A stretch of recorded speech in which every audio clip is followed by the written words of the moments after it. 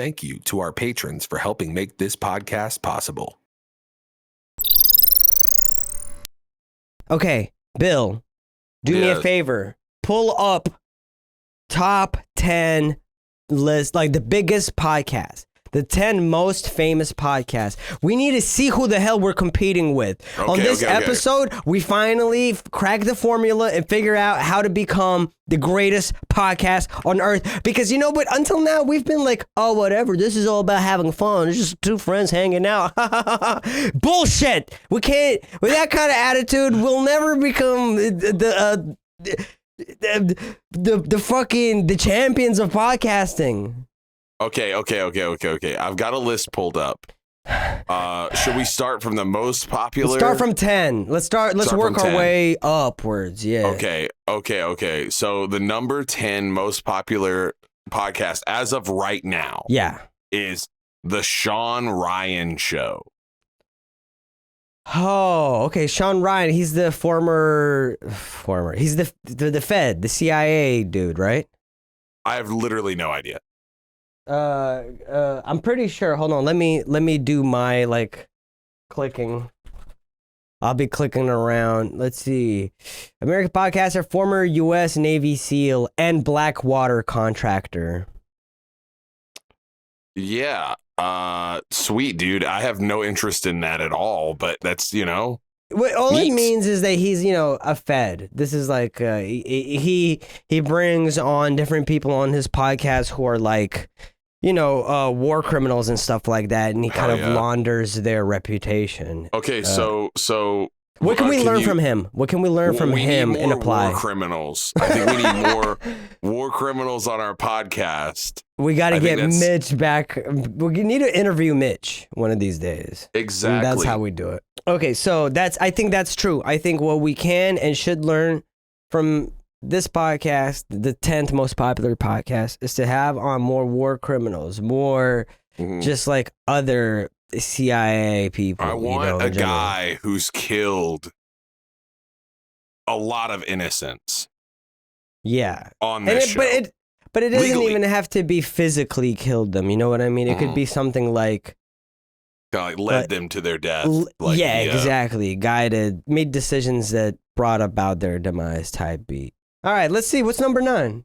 Number 9 is Armchair Expert with Dax Shepard. Dax Shepard. He's the husband of that lady that was on what's that show on Netflix where she dies, she goes to heaven, she thinks she's in heaven. Good Place. The actress from Good Place. She was also she was the sister of Elsa on Frozen. Well, I know that's all well and good, but let's talk about what's really important is that he was in Zathura of Space Adventure, and he was also in the American classic Without a Paddle. So, yeah. I've listened to some of Dax Shepard's podcasts, episodes here and there. He has a lazy boy chair. I don't know if he still does, but back when I did listen to a couple episodes back in the day, he had a lazy boy chair that he would record from. It was that. optimum, comfy, and he would have people on Conan O'Brien. And he'd be rocking in his lazy boy chair and just pretend he's a therapist every now and then. When did that start for you? I think I'm on to something here. Okay, so more war criminals. Okay. And we need a lazy boy. Okay. Well, you're a lazy boy. That was pretty good, dude. That was pretty good. Okay, so number 8. 8. Up First from NPR. Up First? Yes, from NPR. Does it say is there a synopsis? I mean, I imagine that it's just NPR. But okay. Let's see. NPR's Up First is the news you need to start your day. The 3 biggest stories of the day with reporting and analysis from NPR News in 10 minutes. Available weekdays. 10 minutes is a podcast. It's like the Democracy Now! Amy Goodman, daily kind of roundups, I guess, but NPR's version of it. So do we need to do the news, or do we need to do the news while talking? We need shorter. Clearly, the podcast needs to be shorter. It needs to be 10 minutes long. It needs to be 10 minutes long, and I also think that the secondary thing is we should talk like this when we doing the news. We should talk. Okay. Yeah. I do think we should do maybe a little more news, you know? Like, we started naturally doing more news, like more hip-hop news, and like without forcing it, we just kind of every now and then whatever we see, we're bringing it up more often. Yeah, you're right. So we're already tapping into that. We're already on our way to that. Towards. All right. So War Criminals, Lazy Boy, make a 10-minute podcast. Got it. Yes. All right. Number 7. We've got Modern Wisdom. We've got Modern Wisdom by Chris Williamson. I'm not familiar with this one. I don't think. I'm gonna just make up something about Chris. Can you look it up real quick on Google? I'm sure it's gonna have a synopsis. But you can make it up before you do it. Life is hard. This podcast will I can't talk today. This podcast will help. Lessons from the greatest thinkers on the planet with Chris Williamson, including guests like David Goggins, Dr. Jordan Peterson, Naval Ravikant, Sam Harris, no! Jocko Willink, and Islamophobia Central, the podcast. Yeah, I was gonna make a joke that the name Chris Williamson is racist, but I think it might be. For sure. He has Sam Harris on, of all people. Yeah. Oh, it's like your goat, so that's cool. So yeah, we need more racists. And more like Islamophobic. Yeah, we need. Yeah. Okay. I mean, I'm not really. Maybe we don't need to learn too much from this one. You know what? You're right. We should wait. Hold on. What else could we pick up from this one? What is it known for? Do they have They have different guests. Maybe we need to have more guests. Yeah, I mean, we need more guests. Maybe we just need to have more guests on. That's actually good advice. I think if we take anything at all, because they don't even fucking say anything about this. It's just like, it's the people are smart. Here's a bunch of people. That's literally what Here's a bunch of pseudo-intellectuals that... Yeah. Well, let's move on. Now, this one actually moved down in the list. What number is this? This is number 6. Okay. It was The Daily by the New York Times. Oof. Okay. This is what the news should sound like. The biggest stories of our time told by the best journalist in the world. Okay. Hosted by Michael Barbaro, Rachel Adams, and Natalie Kitrueff. Okay. 20 minutes a day, 5 days a week, ready by 6 a.m. That's it. We need a podcast to drop 6 a.m. sharp. 6 a.m. We need a liberal podcast that drops at 6 a.m. 5 days a week. 5 days a week. Wait, okay, so hold on. That's what we need to take away from that one. We need 5 podcasts a week. Okay. Yeah, it's a tough cookie to swallow, you know. Yeah, but it's okay because they're only 10 minutes long, so we're actually recording less. We can actually just knock those out. Would people be up for that instead of doing 1 hour long episode and 1 hour long Patreon episode every week? Yeah. Is it okay if we do 7 episodes and they're all 10 minutes long, but throughout the week, 1 episode a day? Would y'all like that? It'll be like the conversation was just cut off immediately. 10 minutes in, it's just like stop. Yeah, it'll be like a Game Grumps episode, like the old Game Grumps. Yeah. We just be like, all right, 10 minutes. Next time on Void FM, the timer goes off. Okay, so number 5, we've got Good Hang with Amy Poehler. Come hang with Amy Poehler. Each week on our podcast, she'll welcome celebrities and fun people to her studio. They'll share stories about their careers, mutual friends, shared enthusiasms, and most importantly, what's been making them laugh. This podcast is not about trying to...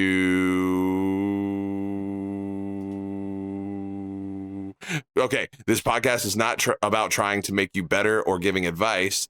Amy just wants to have a good time. Yeah. That's awesome, dude. We should just have a good time. Yeah, have a good time. I don't know if that. I think that might be the hardest challenge out of all the ones so far. Yeah. Cause like that would involve a lot of acting, but you know what? We got it. Yeah. We got to figure out how to not act. That's the problem. We're acting now. We're already like, yeah, I'm happy to be here. Yeah, we love you. Whatever, you know. But yeah. You haven't been doing a very good job. I'll be honest. I had not noticed. Yeah. Okay. So number 4, we've got Crime Junkie by Audio Chuck. Does hearing about a true crime case always leave you scouring the internet for the truth behind the story? Dive into your next mystery with Crime Junkie. Every Monday, join your host, Ashley Flowers as she unravels all the details of infamous and underreported true crime cases. What can we learn from this one? Well, I mean, we could just inject true crime into this. Should we just put crime? Yeah, should we start covering crime? I mean, yeah. I don't know why I said it like a video on TikTok or something. Should we start? Sound like you're a fucking narc.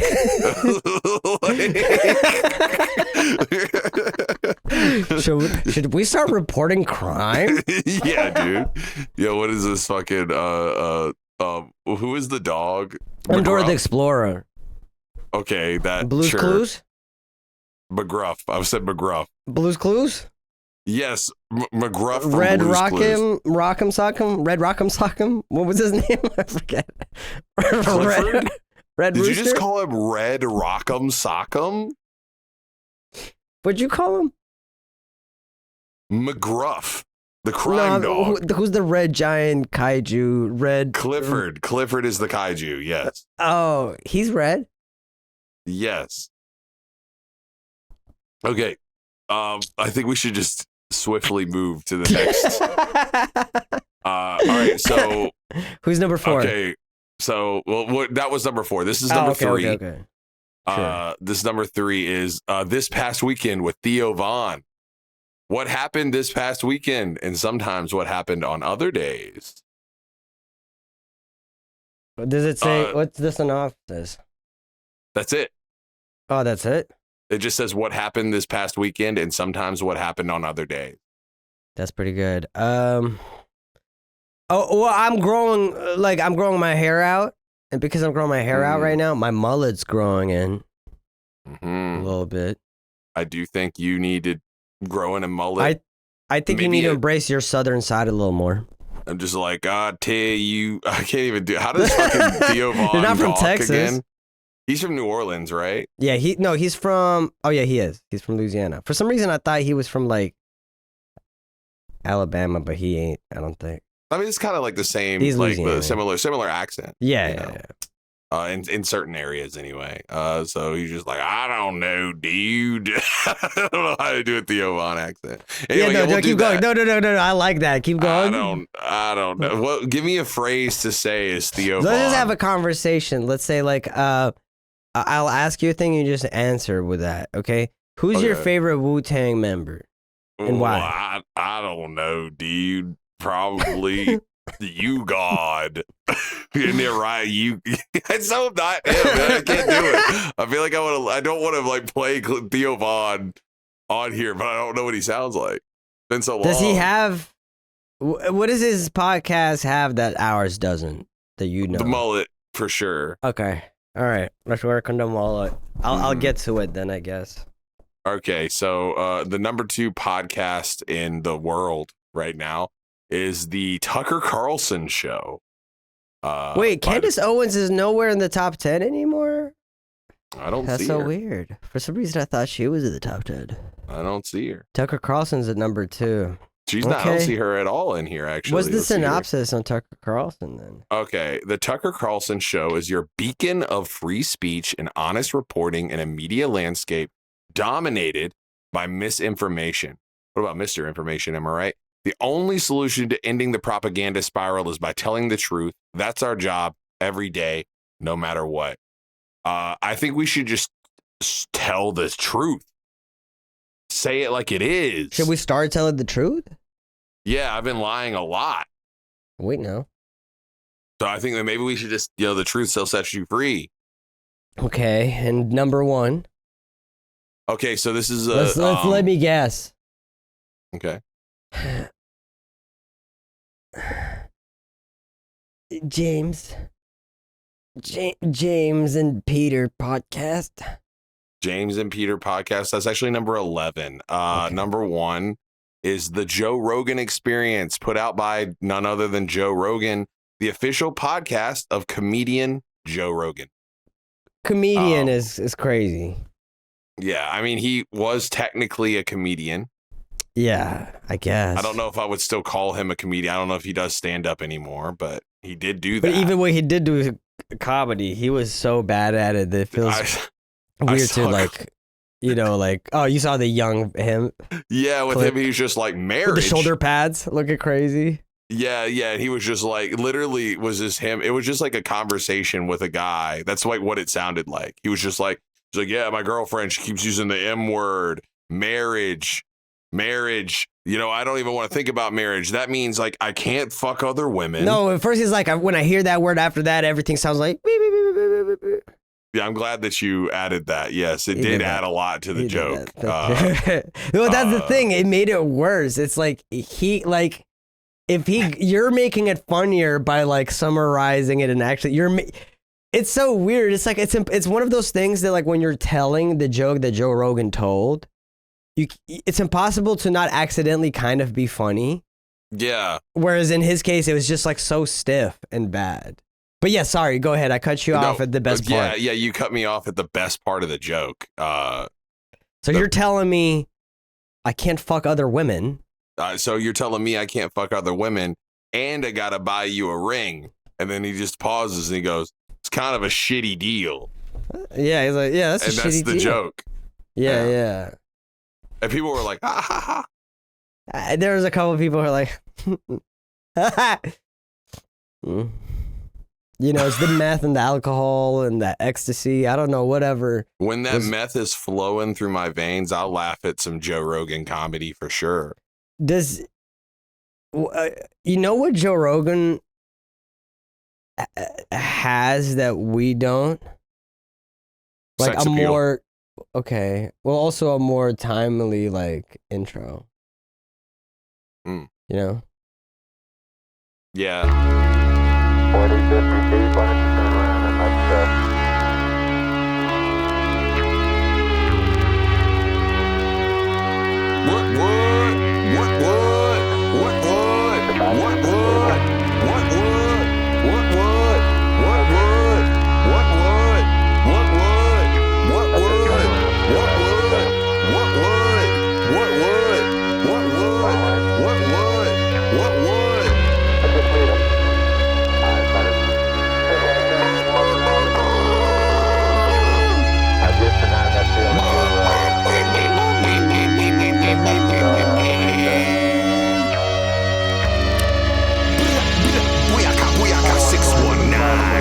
Booyaka 619. Booyaka 619. Booyaka 619. Welcome back to Void FM. It's your boys, Rav and Bill, back in the place to be. Coming to you from Minneapolis and Philadelphia, USA. How we doing, Bill? Doing good. I'm enjoying I'm smelling the gunpowder from the fireworks, our wonderful 4th of July fireworks. Because we're recording this on July 4th. Mm-hmm. Who knows when it'll come out? Probably next year. It's not going to come out next week. But it's not going to come out next year either. It's going to come out. Okay, so there's the hint. You guys got to narrow it down from that point on. Yeah. What'd you want to talk about? What do you need? Well, one thing that I wanted to do, because I was singing the Booyaka 619. Do you remember Rey Mysterio's intro in wrestling? Were you like tapped in at that point? Probably. I don't remember it very vividly. Well, there's only one thing you got to know. It's like, it starts just randomly going like Booyaka 619. Booyaka. I guess I don't remember that part very well, though. And then he like, there's like a pyro, like a right? Cool. Little firework moment. And he just like comes flying out of the pyro. Whoa. Just like that. Yeah. Yeah. I mean, it's pretty much it. It's just, he just kind of appears. He's like a cryptid. Yeah. Around that time. He just like pops up, this dude in a mask. How'd that make you feel? He's got, you know, what's up? How'd that make you feel? As a kid, you know, like he was the father I never had. Cool. And what did you want to talk about on that front? I've been watching a lot of wrestling lately, so I feel like if we get talking about wrestling, then I'm just going to have like a weird tism thing and no one's going to care. And yeah, we should true. probably just move on as fast as possible. Okay, well, let's move on to anywhere else that you'd feel comfortable to move on to, I guess. I mean, how about that weather?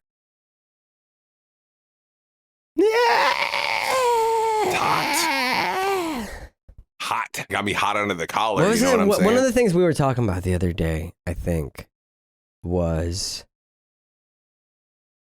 criticism, critique. It's something that I keep revisiting in my life. The idea of criticism and its relationship with art versus its relationship with the consumer. And it's just something I constantly return to and have very mixed feelings on, I suppose. And I thought it'd be a cool thing maybe to briefly touch on, just to offer up a perspective that maybe some others listening to this podcast may have not considered before. You know? Yeah. And something that valid. definitely we talk about with one another every now and then. Mm-hmm. Yeah, I would love to talk about that. Well, kick it off, young man. Hit us with where it hurts. Criticism. Don't say it about me. Damn.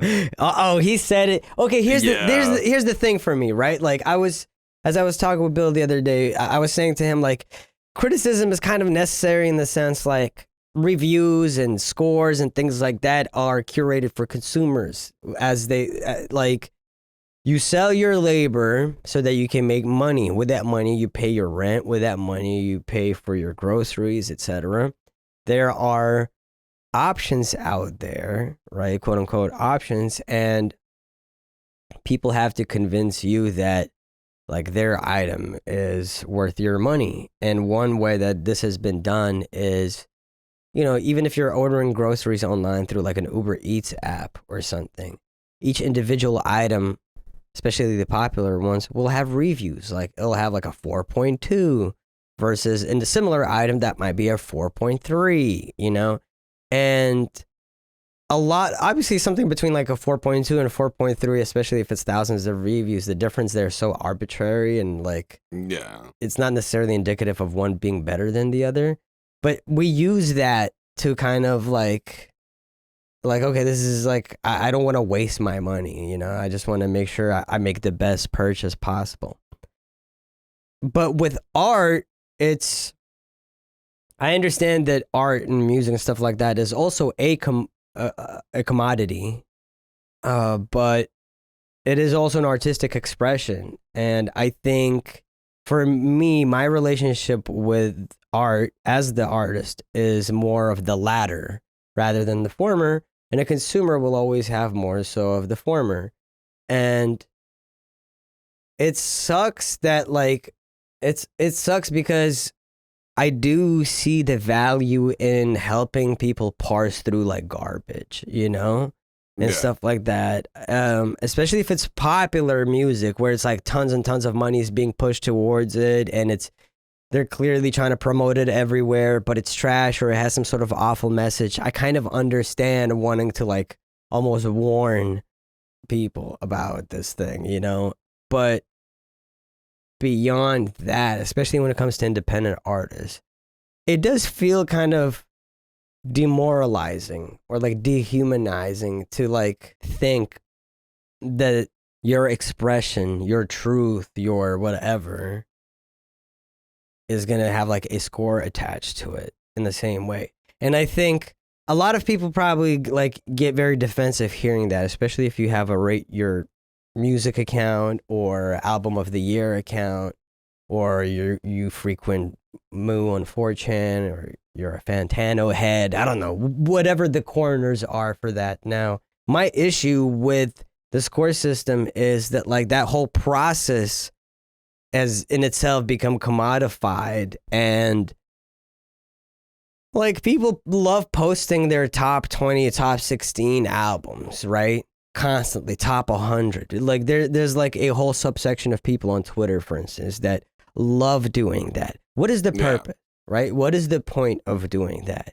Well, perhaps it's to showcase like your taste and like, oh, this is a reflection of who I am a little bit. Well, then you guys are all fucking lame because you guys are all the same. You guys are using all the same 100 albums that everyone else fucking uses. all the Moo-core options, you know, all of y'all will have the exact same shit. I'm not saying that it's impossible for that to happen, but as I was telling Bill the other day, I doubt that you are, if you're 16 or 17 years old, the infamous album by Mobb Deep like has meant to you as much as it meant to people like around that time when it came out, or you know, like you didn't come across it in the same kind of way as you would.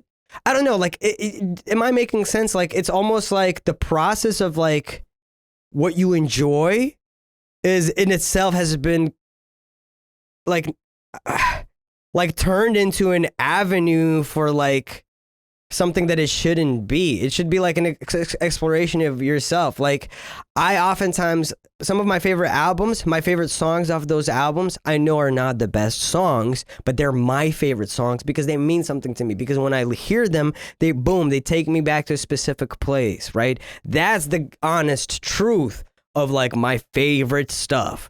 And I think a lot of people are putting on this facade. There's no way you all fucking love the 3 or 4 exact same Radiohead albums. There's no way you guys all have these exact same records that Fantano has or like Pitchfork has rated high, like as your favorites.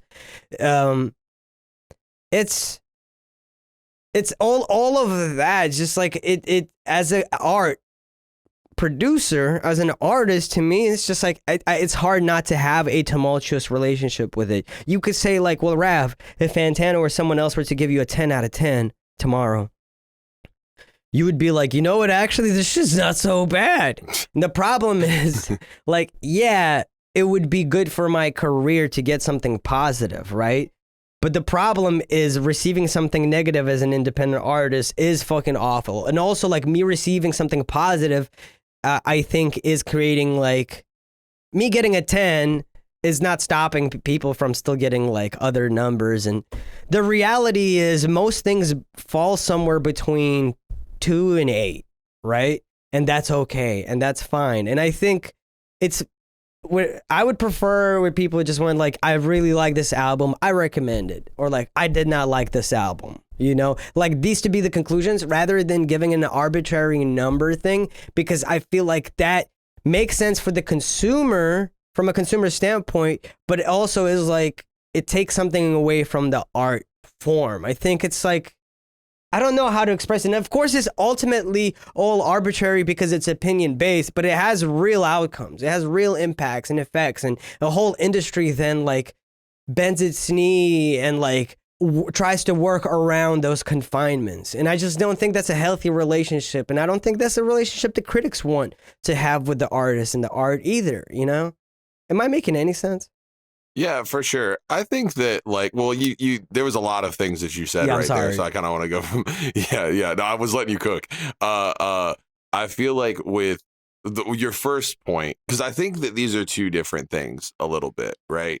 Because to me, I don't have, even if it's like, if you have basic music taste or like want to seem like you don't have basic music taste, like that is like a fucking, like the first thing to me of like, oh, I want to share my top 100.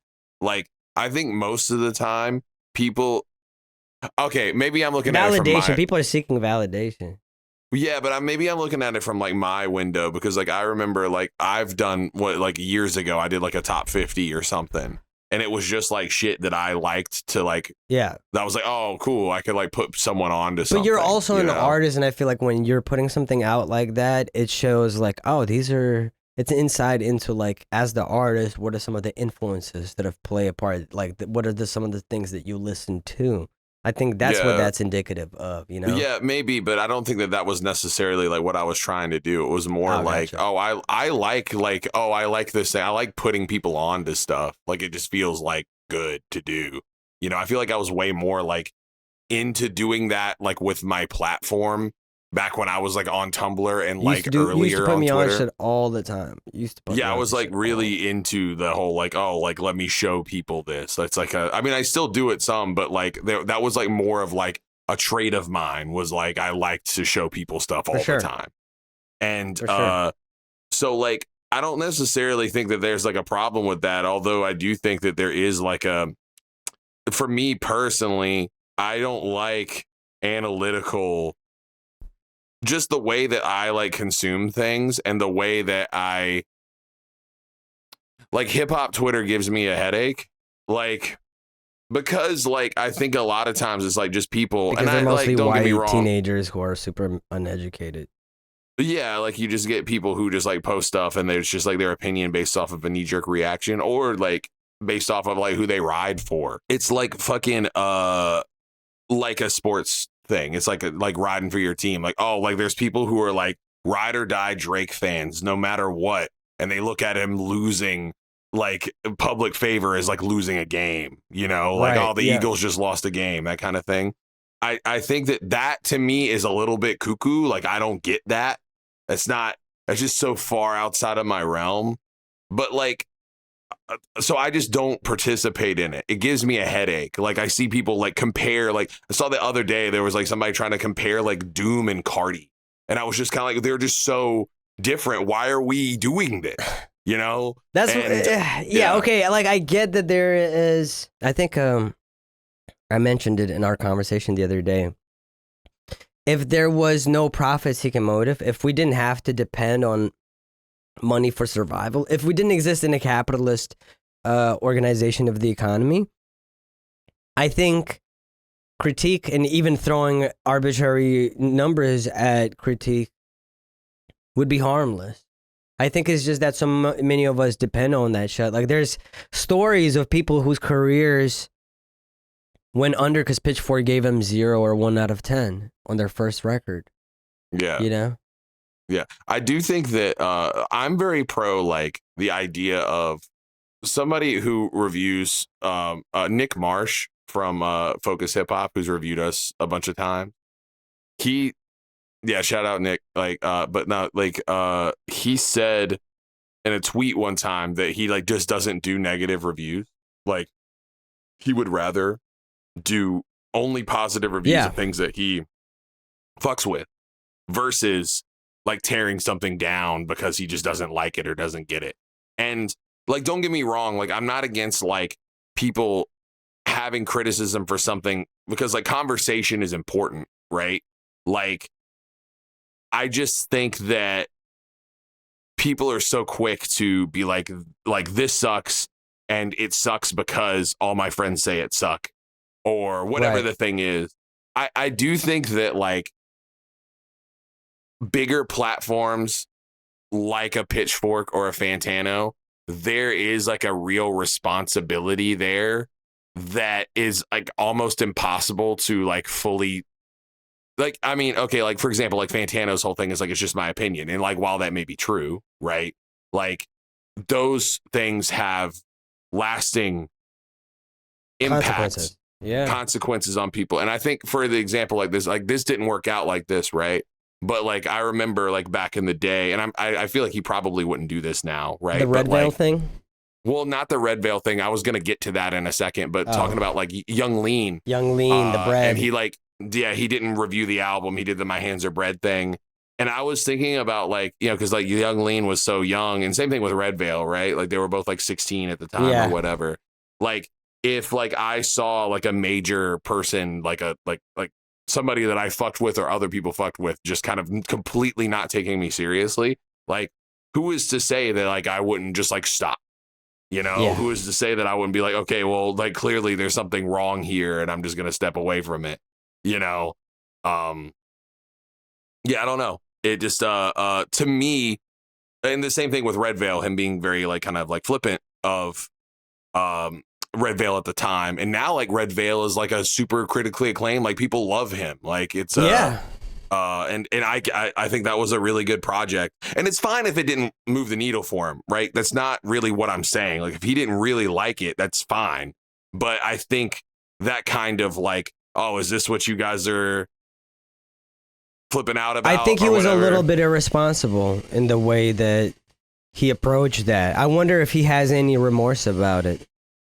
I imagine he probably does. I mean, I think that anytime, it's also like a quick thing. Like I think one thing to consider in these things, like, although I do think it was a bit irresponsible, it was also like a very like quick interaction on stream. And like, maybe it was just he was having a bad day and he did it wrong, or like said it didn't convey it in a way that he would now, etc. But yeah, probably definitely was not a good look at the time from where I was standing and kind of seeing it from the sidelines. It felt like unnecessary, you know? Yeah. And that's the thing. And I feel like even Fantano has a policy now where he like doesn't deliberately do negative comments, you know? And like if he listens to a newer artist that's new and he doesn't fuck with their music, that if he thinks he would rate it really poorly or in a way that it would negatively affect it, he just doesn't review them, from what I understand. And I think that's good. That's good. I think the reason why it's like if you have a fan base or like someone like Red Veil, it almost feels like in the comedy world, it'd be like kind of like a punching down thing, you know? Whereas like I don't necessarily like there's some certain people. Well, especially because at one point Fantano was viewed as like a kingmaker, or he has the ability to basically make someone's career, you know? Yeah. That means he can also has the, ability to turn a lot of his fans against something, you know? If like he's like, oh, this? Y'all are freaking out about this? Okay. Like making you feel bad to even have like vouch for this kid who produces, writes, records, mixes his own stuff, and it's like, I don't know, man. I feel like so careful about how I like. People ask me all the time, like, oh, like when I'm streaming or whatever, like, oh, yo, what do you think of this rapper or whatever? And sometimes I'll tell them, but like if it's something that I feel like just negative about or just doesn't move the needle for me, like I don't really like. I feel like I have to like I'm careful about how I say things because like I don't want to like shame people, because a lot of times people will be in the chat and they'll fuck with that person, you know what I mean, or whatever the thing is. But I always feel like it's like not like it would like fuck up my day if somebody who was like my like size was talking about me or whatever, you know what I mean? So like I try to like be just like, oh, it didn't really do it for me or whatever, you know, but I get it. You know, I don't know. But either way, I'm not against people having opinions. I'm not against people being outspoken with their opinions. I think just having opinions on music has become commodified. And it's like its own sport now, especially having negative opinions or like hot takes and things like that. What is the worst song? What is the blah, blah, blah? And it's like, you motherfuckers are getting free art constantly. Just like free stuff. And I'm not saying like you have to be grateful for all of it, you know? I'm just saying like I think there needs to be some awareness of when we're starting to treat that the exact same way as we're treating like produce on the shelf, you know? I don't know. Yeah. Because to me, like, even if art has become commodified, you know, like it's still, it has like a value and essence that cannot be defined in the same other way as like something that has like a caloric value, a very precise caloric value, you know, or whatever. Yeah. Well, I think the one thing is like there's just like a type of person that's like that is their thing that they're into, and it confuses me, right? Because I'm so like not that person. But like the idea of not in a professional sense, like not to make money, not to do anything, but like they're just like known as a person who has like opinions on art, and like they just do it for fun, but that's like kind of their thing. Is like they just sit down and like everything that comes out they like have to give a score on, and people looking for like random people's scores. To me that's like odd. Maybe it's just because I don't use those sites and I just don't, it doesn't click for me. I don't get it. I think also like being someone who makes art, it makes it feel crazy.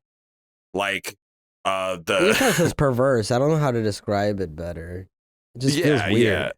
Like even like don't get me wrong, like I like it when people say like nice things about my music. Like I'm like cool, you know, and I'm like not like super butthurt if people don't like it for whatever reason. But like I guess it's more the idea of like you try really hard on something and then someone so quickly to be like, not just like, fuck this, but like kind of being like, fuck you, you're lame if you listen to this. If you or like whatever. this thing. Yeah, if you connect with this thing. Oh, it's fuck you cringe for to that. like this or whatever, you know? And I'm like, I don't know. I mean, I get that that's like with anything, you know, like if you find out someone's into a very particular artist or poetry or something like that, it can be very revealing of who they are as a person. If somebody says their favorite artist is Tom McDonald, I feel like it's not you can say my name, presumptuous. dude. It's fine. You can say my name. I don't think it's too crazy to like make certain judgments. You know what I'm saying about a person. So I get it. What we consume can define us and stuff like that. I'm not saying there shouldn't be conversations around culture. I'm not saying there shouldn't be critique around culture. I just feel like this obsession with numbers, especially in a capitalist system, is like unhealthy. I don't think it's productive to the art. I'm not even entirely sure it's productive to the...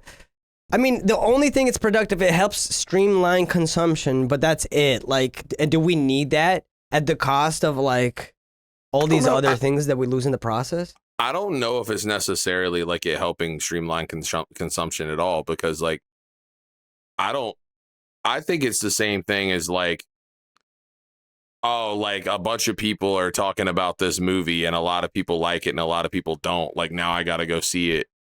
Yeah. To see like what people, I think that it's not necessary. There is cases of it like being negative, right? Yeah. For an artist or whatever, because it's like that type of, if that is your bread and butter is like movecore, those types of people, right? Like those people who like being on Rate Your Music, like it's like the equivalent of like in wrestling, it's like smart fans. That's what people call them. It's like people who are like into, like very deep into it and like know certain things that like other like normal people wouldn't or whatever.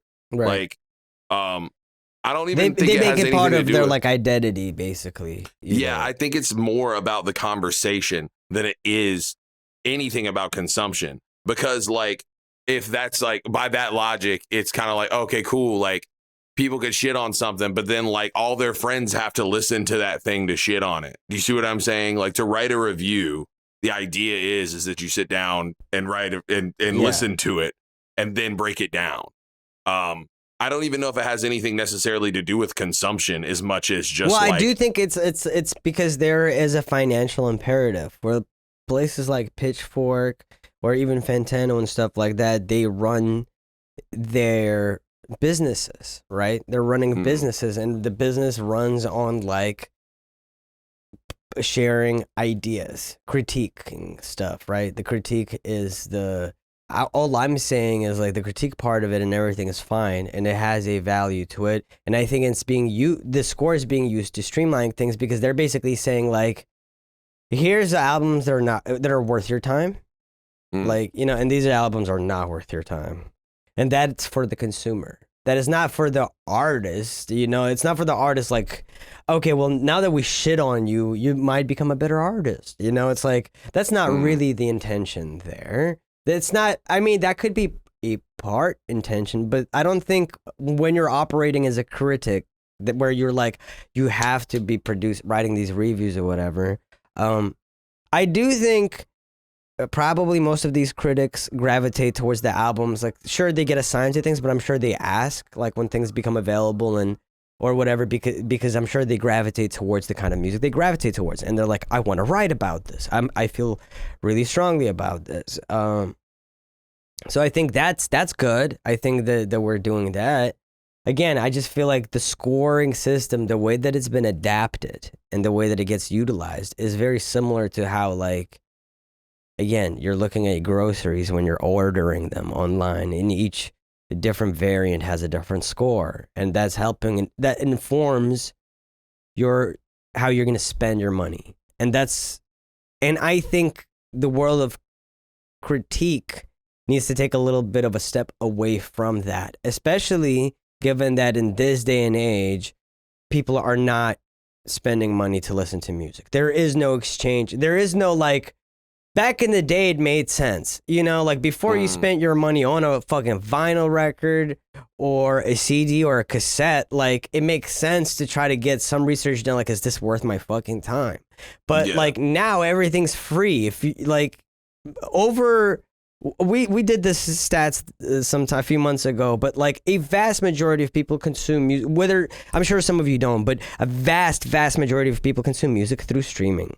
And so that means people have access to all the albums at all times. They're not having to like spend extra when an album comes out. And maybe there are certain individuals out there who are forcing people to spend extra and they're not putting it on streaming services. And maybe then like that kind of makes sense for those individual cases or whatever. But not necessarily even then, because at that point they are an exception to the rule. I don't think we need to base rules around those people. I think ultimately the number system is not necessary to the world of critique. And if we remove them, I do think the only negative we get is that it makes things a little bit more harder for the consumer, because now to find out whether a record is worth their time or not, they're gonna have to do a little bit of reading of the article instead of just jumping to the scores, right? But I think that, again, like I don't think that's a crazy sacrifice, especially given how like much good would come out of that IMHO. Yeah, for sure. I think that I do like that idea. The idea of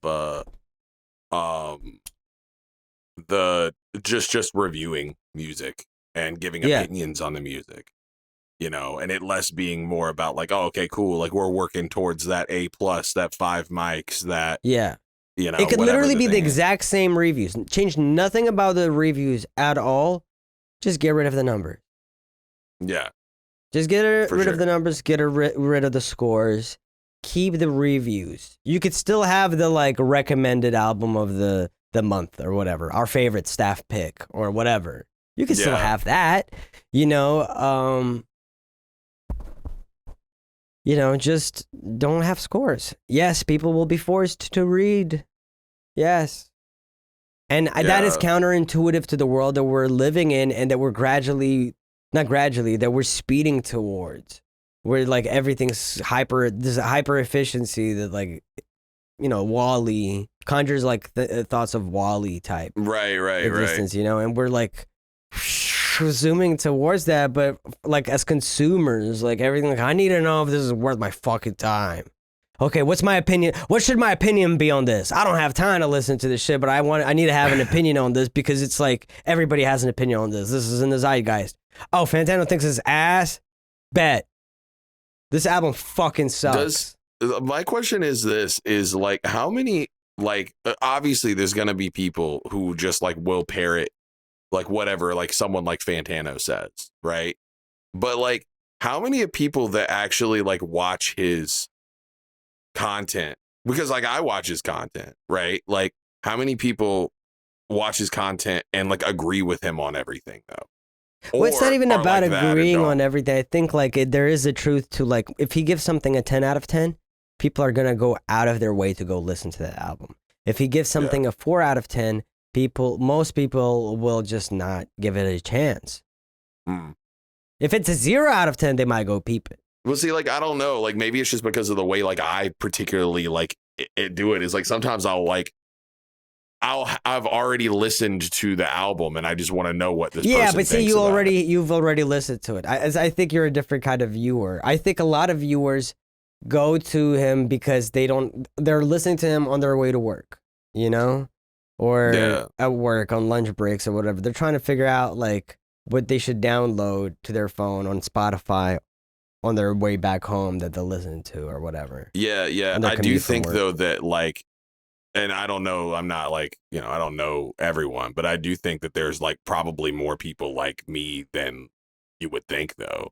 That like, oh, you mean like, well, no, I'm sure there's a lot of people like that, but I feel like that is not I don't think that's the majority. I don't know. I feel like it's like maybe not the majority, but it's like a 60-40 or something. I think it's like a lot of people that, because like there's like a lot of those people are so into, like he has a lot of people who hate watch him because of they don't agree with him or don't like him for whatever reason. And then you have like a lot of people who like are like, oh, well, I think it's 80-20 authority. I don't know. How about this? If you're a viewer of Anthony Fantano, comment or well, that's the thing. I think the people who are the 80% do not leave comments, because most people who watch stuff do not leave comments. I think that is the audience that it most likely like takes his opinion and then adapts it in their own personal lives. Yeah, and then that's why he'll have like 200,000 views in a review and only like 1,000 comments. You know, like that's 0.5%. I wasn't even saying that, but I'm like, if I was just saying, like, if you happen to be watching this video and you but I'm saying but you don't you see what I'm saying? I'm saying like, even if like, let's say, if all of the comments he has under his videos were all people like who listen to it like you do, right? I still don't think that those comments are representative of anything more than at most 20% of his viewership. Yeah, but like, couldn't you like also say that like, what if I'm right and you're wrong? Like, there's no way to know that. You see what I'm saying? Like you could flip that exact same thing. You see what I'm saying? Like, there's like no way to tell either way. I mean, okay, I think mine is way more likely. I think it's way more likely that the 200,000 people that are watching these albums are not like people who already okay, you know, it really depends on the record. Because if it's like a Kanye, Eminem, or Taylor Swift record, things like that, yeah, like there's like certain videos that like attract an audience of like fandoms that obviously have listened to the album. They're not looking to Fantano for validation or approval. They're just hoping that he agrees with them, and they're either there to flame him if he doesn't, or to be like, oh shit, rare Fantano dub if he does, you know? Right. Well, I do think that is one thing to consider in general, is that I think the audience for every video is probably a little different. For sure. Yeah. So I think that I'm sure like Brad got very positive. I'm sure Brad has a very positive like comment section. But then you go to like My Beautiful Dark Twisted Fantasy, have like a very different. I still can't believe that for whatever reason he gave that a 6, right? Yeah. Maybe it's just like, to me, because like I know it's like a 6 is like still like an okay score. Yeah. From him. Yeah, like, 6 is still like good. 6 still means it's good. Yeah. I still don't understand why people got so because I think a lot of people are like, it's not good. You don't get it. It's not good. It is incredible. And to me, it isn't. I think it's good. I think it's fine. It's not my favorite Kanye album. So, yeah, I do think it has not in my top 3. I feel like it has some highs that I'm like, oh, this is cool. It's very like, I like the album. I'd rather the album exist than not. Let's just say for sure. Yeah. Especially when it came out, I had a really good time when it came out. I had some criticisms of it back then, but overall, like, there was a lot of moments that I thought was pretty cool. I just like, just think it's really dramatic and kind of like leans into certain like kind of directions that I personally am just like, I started to like just don't care for. He starts snorting. I started immediately Hangshu me. I like snorting better, that you start snorting a line. Yeah. That's how it sounds like. You're congested and you're snorting a line. I think that's what it is. That I think also most people who click on Fantano's videos, and I'm sure he knows this, he could probably look at the stats and see it himself, jump to the end. People load his videos and jump to the end, even though he has do that all the time. Yeah, you see, and I feel like most people do that, And that's like what people do with fucking Pitchfork these days too, where it's like people can't even quote to you what they read in the review about an album, but they'll remember the number that was given to it. Yeah. I think, I guess the way that I look at it and the why 5 mics type shit, I guess. Well, the reason why I skip sometimes is because, like, okay, for example, like, if it's an album that I really enjoy and he gave it a high score, then I could be like, okay, cool. He probably understood. He probably enjoyed it for somewhat the same reasons that I did. Right? Yeah. But if it's an album that I enjoy and it's like he gives it a fucking 4, then I'm like, oh, okay, let me go back and see like what we disagree on, Or like, Okay. oh, it's an album I really don't like, and he gave it a 10. Then I'll be like, okay, then why did we get a 10? Let's go back and listen. You know, I think okay. Do you agree with me that there are certain people out there who base their taste in movies on Rotten Tomato and what's the other one? Scores. Metacritic. Fuck, what's this? IMDb. You think Yeah. wouldn't you agree that there are certain people out there who basically base their taste off of those scores? Yeah. Shit. Yeah. And I think basically people now treat Fantano and like Pitchfork the same ways. They're just trying to get to the score oftentimes so that they can be like, oh yeah, this is a great album. This is great because he gave it a 9 out of 10. So that means there's something good. And they're listening to it, trying to give it a good listen because it got the 9 out of 10. Not even necessarily because he sold them on it. Although if he gives something a 9 or 10 out of 10, I'm sure they go and actually listen to the whole review, right? But then everything between 1 and 8, where like most things will naturally fall into, I think people will be less likely to explore. And I think that's where the problem lies, is that like it pushes like streamlines consumption to like the edges of like of the gradient, Like the ends of the spectrum. Yeah, the ends of the spectrum. You know what I'm saying? Where it's like you either like something that has to be so atrocious that it's like, you know, a Birdemic type bad, or it needs to be, you know, To Pimp a Butterfly or whatever. You know, and I think everything that's like 8 and upwards gets a listen, 2 and below might get a listen, everything in between, that's where most things exist. And that's fine. And I think the number system dissuades us from exploring those things. But if you read some of those Pitchfork reviews or listened to some of those Fantano reviews, you would think like, you would love to give them a chance.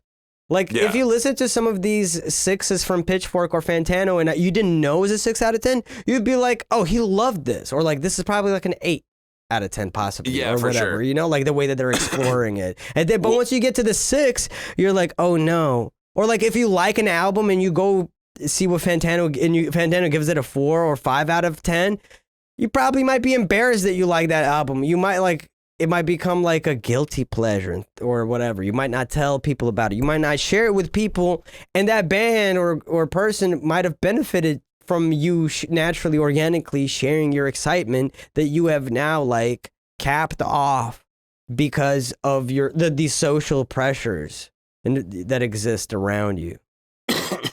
It's a meta kind of conversation. So I don't know if I'm doing necessarily a fantastic job of like navigating it. I apologize, listeners, but I do feel strongly about. And look, my opinion constantly changes on like, I go back and forth on how like, should there be scores or not? But at the moment I do feel like it has its benefits, but overall it's a sum negative. And the music sphere industry of the music world of criticism or music critique would benefit from having people pay attention to the actual words. The only way to do that is to just drop those dang numbers and scores. Yeah. Stop grading us like me. Do you think realistically, and this might be me being cynical about it, right? But like, do you think realistically, if they dropped, like if someone like Fantano and Pitchfork and like whoever else, like dropped the score system completely, do you think that more people would read naturally, more people would watch the whole review, or do you think there would be a decrease in viewership? I think it's hard to tell. I think there is the risk of decrease of viewership, especially if they stop and other people still continue doing it, and then people just like migrate to like these newer avenues, these other podcasts, YouTubers, or you know, whatever, or press that still does numbers. I think people will probably, you know, you would hope that like, oh, come on, you know, Pitchfork's been around for so long, but then like you remember how much of their staff had been laid off recently and stuff like that. And you're like, you kind of reminded that people don't care about the actual laborers in this industry, whether you're a musician or a music critic. You are not respected. And I think maybe some of y'all should, if you're a music critic and you're listening to this, should consider like organizing and proposing and to your publishers to drop it all together as like a step towards the right direction of evolving in a world that's ever changing. The world is changing. You cannot remove yourself from the world that you live in. You don't exist in a vacuum. You live in this world, and I think in some class solidarity, you should at least consider doing it. But yes, you're definitely right, Bill. Like it can come with risks. But that's what solidarity isn't like. Oh, is it like I'll be safe, right? No matter what, I'm okay. Not like nothing. Me helping you out won't negatively impact me in any kind of way, right? It's like, it's like, all right, fine. Then you're not really sacrificing nothing. It's not a real act of solidarity, In other words, we should start giving album colors. Give it a color at the end, maybe a flavor, and then just say, kind of express whether you like it or not. I like the idea of like it just completely replaces in the same way. It was like, that's right, Rav, new album, color, doo-doo brown, flavor, shit sandwich, Anthony Fantano, Rav.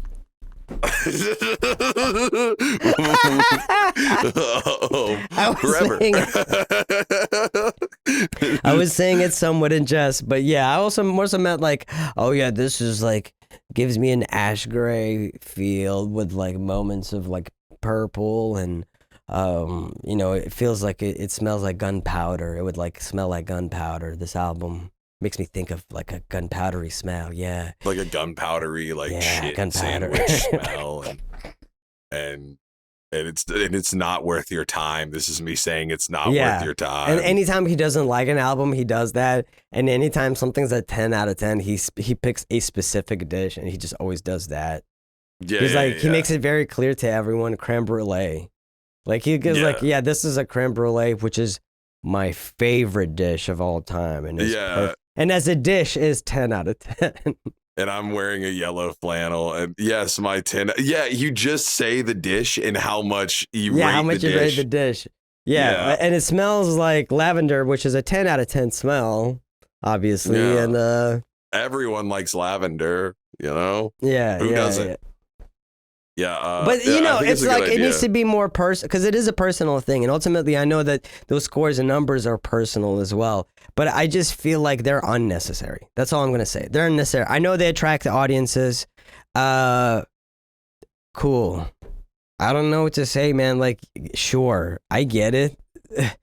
It's also at the artist's expense. Like, if that's the only way you're maintaining your audience is by having a score, like a numerical thing, then the ground you're standing on might be a little shaky.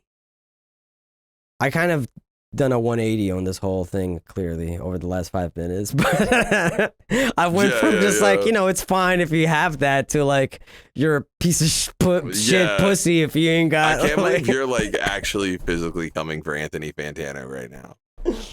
You're dude, drop the Addy. Also, Anthony Fantano is a person, and it's not his fault that like so many people have placed that responsibility on him culturally. That he's become this. Whether he acknowledges it as such or not, he's like a multimedia presence. He's like he's larger than life in many ways. Well, I mean, he's like basically I know that he has like other people that work for him and stuff, but he's basically like a one-man media company that like has like more viewership than a lot of. But he's also almost like monopolized the world of music critique. He is so dominant in terms of like viewership. Wouldn't that shit be crazy? Imagine because I watched somebody sent me on stream like an older review of his, like one of his first reviews, and it was like when he was still like I assume at his parents' house, and he looked like a fucking baby, dude. He was like early 20s. Yeah. And I was thinking like even back then, I was just like, obviously he was a big deal to a lot of people because he put on so many people who are like legendary now in like the underground or whatever, you know? Yeah. And like, it was weird looking at him because I'm like, he's a fucking child here. He's a baby, dog. He's so young. And there's the idea of like, oh, like you starting from that and then it becoming basically like a monopoly on like kind of like music critique in general in that kind of way, you know, like he's like for sure. He tapped in really early on. Yeah, for sure. It's just crazy to think about. Yeah. He's like a massive force even within the short vertical media sphere, you know? Yeah. Like it's because he's been around and I don't know. Either way, Fantano, stop doing scores, please. Yeah, he's definitely gonna listen to us, dude. He's definitely gonna be like, you know what? You're right. You know what? He won't listen to us. Of course he won't. But no. I believe that maybe within our lifetimes, either the needle drop or Pitchfork or perhaps both might leave behind the scoring system and evolve with the times, or better outcome. And within our lifetimes, capitalism, we move away from capitalism. And then, like, it doesn't matter. Like, you can throw whatever numbers you want. Numbers, colors, whatever you want. Yeah. Shoot, I don't care. Like, if our livelihoods don't depend on it, it's like a different conversation. Yeah, for sure. I agree. That's really it. That's all it really is. That's why I say it's like class solidarity. Like, ultimately, is what we're asking for. Begging on our knees. Bill will kiss your feet. It's true. He'll suck your toes. And I'm also bald in the same way that you're bald-ish. He's bald, right? Who? Like he's Fantano? Fantano? Yeah, I think so. He also, like, some younger pictures of him, people sometimes over the years would send to us and be like, that looks just like Bill. And he does sometimes look like a Bizarro World version of you. There's one picture that when I saw it, this was like 2017, when I saw the picture, it was like we were just wearing like a very similar fit and he was in kind of like an oversized coat. So it looked like maybe he could have been bigger, you know?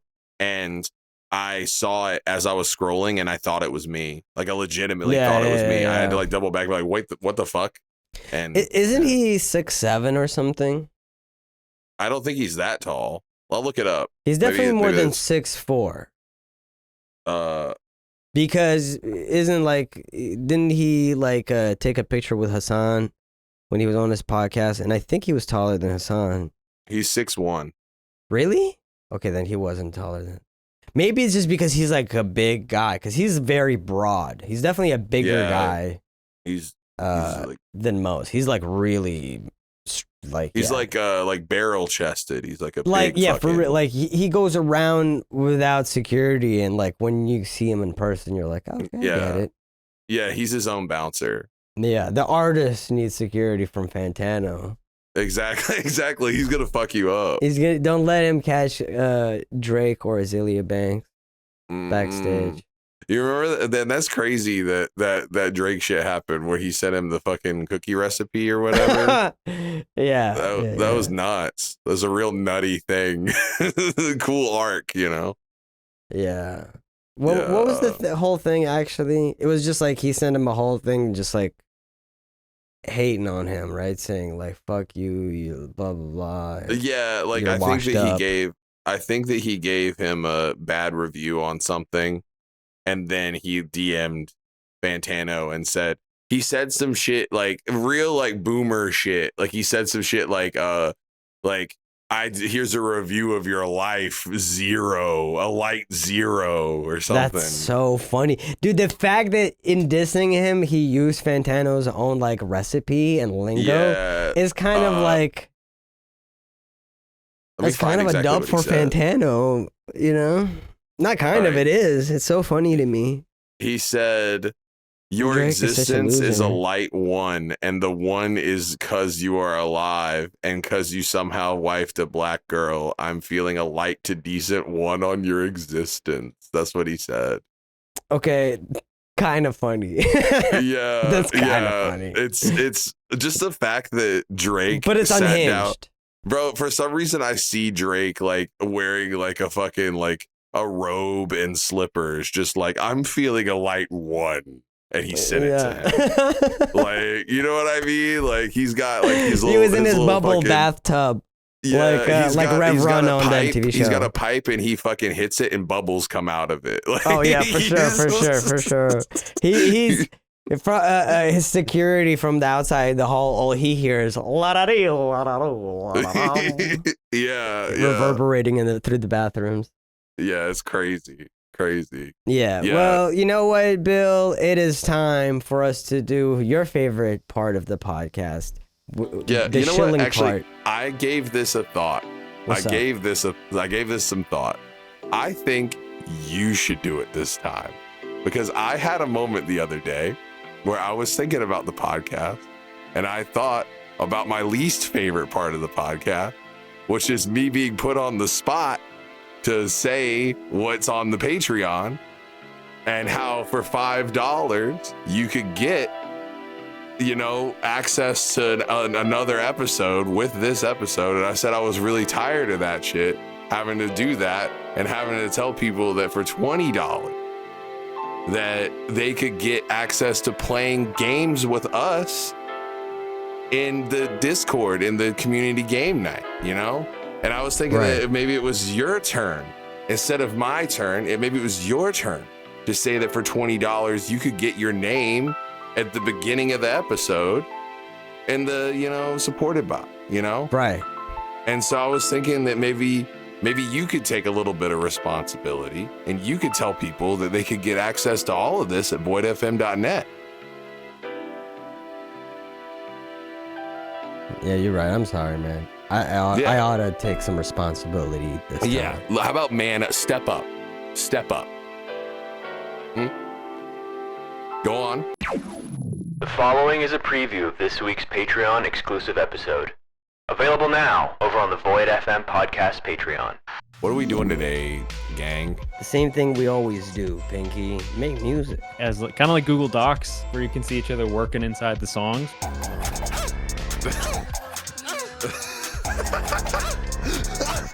I'm just gonna put a recording of myself just going, I also was on this beat.